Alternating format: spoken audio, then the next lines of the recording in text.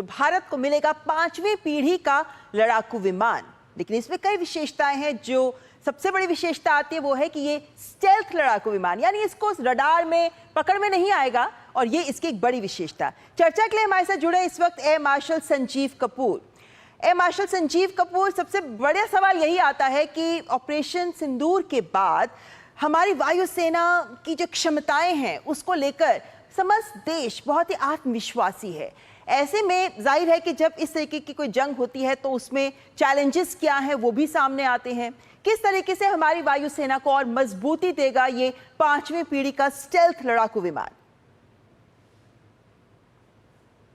जंग हुई है, इसमें एक चीज बहुत साफ निकल के आई है कि हमें किसी भी और दूसरे देश के ऊपर निर्भर नहीं रहना चाहिए, क्योंकि युद्ध एक ऐसी चीज है जिसमें आत्मनिर्भरता सबसे ज्यादा आवश्यक है।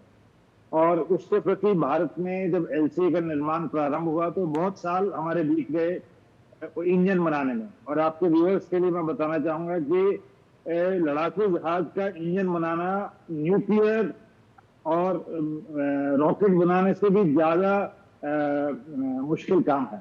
अच्छा। दुनिया के सिर्फ 4 या 5 ही देश ऐसे हैं जो लड़ाकू जहाजों के इंजन बनाते हैं, और उन्होंने जब बनाया था तो उनको 20-25 साल लगे थे उसको डेवलप करने के लिए।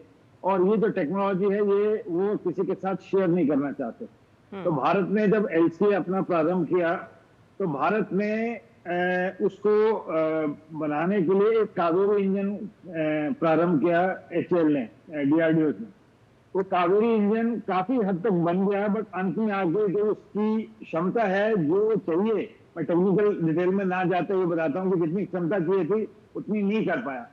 तो उसके बाद हमने विदेश का रुख किया और हमने अमेरिका की जीई कंपनी से, जो आपने दिखाए थे अभी रील में शुरू में, उसके 2 मॉडल हैं, एक 404 है और एक 414 नंबर है। तो हमने GF404 इंजन हमने लिया और वो हमने एलसीए में लगाया, और हमने उनको करार दिया कि हमारे को 414 चाहिए, जो कि हमारे जो एलसीए मार्क 2 बनेंगे और जो हमारा एम का जो जहाज बनेगा उसमें ये इंजन काम में आएगा।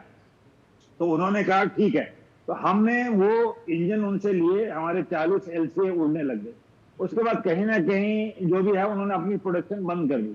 अब भारत ने जब दोबारा उनसे बोला कि हमारे को एलसीए के लिए ये इंजन चाहिए, तो उन्होंने बोला हमारे को समय चाहिए। तो पिछले साल मतलब 2025 मार्च तक फाइनेंशियल ईयर में सिर्फ एक ही इंजन दे पाए हमारे को। अच्छा, तो यानी चैलेंज बहुत बड़ा है एयर मार्शल साहब, ये बात स्पष्ट हो गई है। और जिस तरीके से हमने टाइम लाइन रखी है हमारे लिए कि हमें 2027 तक एक प्रोटोटाइप मिल जाएगा जिसमें इंजन GE414 ही होगा, लेकिन 2030 तक हमारा स्वदेशी इंजन बन सकता है। ये कितना बड़ा चैलेंज रहेगा हमारे लिए? उसके लिए मुश्किल है, मेरे जो समझ है, क्योंकि इंजन बनाना बहुत ही मुश्किल बनेगा जरूर, मैं ये नहीं मना कर रहा कि नहीं बनेगा। भारत ने सब कुछ बना लिया, अंतरिक्ष यान तक बना लिए, अपनी मिसाइल बना लिए, सब कुछ बना लिया, इंजन भी बन जाएगा। बट जैसा कि मैंने पढ़ा है आज रक्षा मंत्री के बयान से और आपकी मीडिया से, तो पहले इसमें 414 जी वाला इंजन प्रयोग होगा। उसके बाद भारत करार करेगा। भारत फ्रांस की साफरान कंपनी है उसके साथ करार करेगा, या रूस के साथ करार करेगा कि वो जो हाई पावर वाले जो इंजन चाहिए वो हमारे को उसमें हमारी मदद करेगा, बट भारत में निर्मित होंगे। अब वो कावेरी का मॉडल होगा कि वो टोटली नया मॉडल होगा, ये मुझे मालूम नहीं है। बट आपके व्यूअर्स के लिए मैं जरूर ये बताना चाहूंगा कि इससे भारत की क्षमता बहुत ज्यादा बढ़ जाएगी, ये एम का जो 5th जनरेशन है। और हमारे लिए वरी वाला साइन ये है इस युद्ध के बाद जो मीडिया में रिपोर्ट्स आ रही हैं कि चीन के जो 5th जनरेशन फाइटर्स हैं वो इसी साल जब दिसंबर 2025 में जो J-35 है, J-35 जहाज है, वो पाकिस्तान को दे रहे हैं 2 स्क्वाड। तो अब सडनली जैसे हमारे पास 2 स्क्वाड है रफेल के, वो 4.5 जनरेशन है, चीन पाकिस्तान को 5th जनरेशन के 2 स्क्वाड्रन उनको इसी साल के अंत तक दे रहे हैं। और हम कह रहे हैं कि 2034 तक हमारे यहाँ ऑपरेशनलाइज होगा।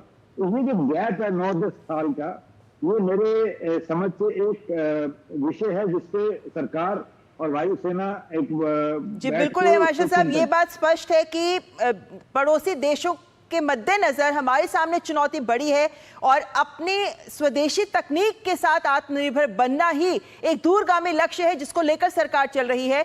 और उम्मीद करते हैं कि ये जिस तरीके से हम नई तकनीक के साथ जुड़ेंगे, हमारे देश के लोगों का भी सामर्थ्य बढ़ेगा और इन मायनों में कह सकते हैं कि गेम चेंजर ये साबित हो सकता है कि हमारी कंपनियां, हमारा निजी क्षेत्र, हमारे सार्वजनिक क्षेत्र, तमाम लोग नई तकनीक के साथ काम करते नजर आए। यही एक सपना है जो हमें साकार करना है अगर विकसित भारत बनाना है। फिलहाल वक्त इतना ही है। मार्शल साहब, बहुत बहुत शुक्रिया ये जानकारी हम तक पहुंचाने के लिए।